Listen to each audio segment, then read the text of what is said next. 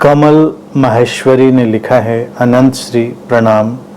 Please guide how to dissolve deep rooted conditioning which we are not aware. वो कहते हैं कि जो हमारी एक बहुत गहरी संस्कारबद्धता है उसको कैसे विलीन करें जिसके प्रति हम सचेतन नहीं हैं। जितनी बातें हम कह रहे हैं निरंतर, वो सारी बातें उसी दिशा में हैं। एक अनकॉन्शियस वे ऑफ लाइफ जीने के लिए हम बहुत कंडीशनड हैं। बात को समझना जरूरी है। जैसे जैसे हम समझते जाएंगे वो डिसॉल्व होती जाएंगी। समझ ही उनको डिसॉल्व करती है, ये ध्यान रखें। समझना अति आवश्यक है। किसी भी बात को हम डीप रूटेड कंडीशनिंग किनको कहते हैं? कौन सी संस्कारबद्धताएं हमारे अंदर अपनी जड़ें जमा लेती हैं?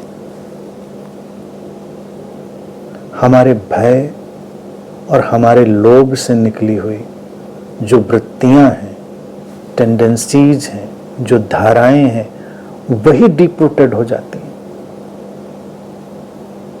चाहे वो संसार में हो, चाहे वो अध्यात्म में हो। अध्यात्म में भी अगर हम ध्यान में जाते हैं या हम साधना में जाते हैं या हम किसी भी प्रक्रिया में जाते हैं या कोई बात समझने की कोशिश करते हैं, लेकिन उसके पीछे पृष्ठभूमि में हमारा भय और हमारा लोभ ही होता है। भय ये कि हम ये बात जान लेंगे, ये साधना कर लेंगे, इस गुरु से जुड़ जाएंगे तो ये हमारा कल्याण हो जाएगा, बच जाएंगे, बचा लिए जाएंगे। लोभ ये कि कुछ लाभ हो जाएगा, कुछ जीवन में बीमारियां ठीक हो जाएंगी, आर्थिक संकट दूर हो जाएंगे, ये सब ये लोभ है। लेकिन प्रश्न ये उठता है कि क्या संकट खत्म नहीं होते जीवन से? होते हैं। वो हमारे भय और लोभ के कारण नहीं होते, वो हमारी स्पष्टता के कारण होते हैं। जितना हम अपने अंदर एक इंटरनल क्लैरिटी पैदा करते हैं, एक आंतरिक सुस्पष्टता पैदा करते हैं, उतना ही भय लोभ के जो इंतजाम है वो ढीले पड़ते हैं। जो संस्कारबद्धता है उसकी जड़ें उखड़ती हैं और हम जीवन के सचेतन सहज आयाम में आते हैं। तो बात को समझते चलना है। इसका कोई इंस्टेंट उपाय नहीं होता कि इंस्टेंट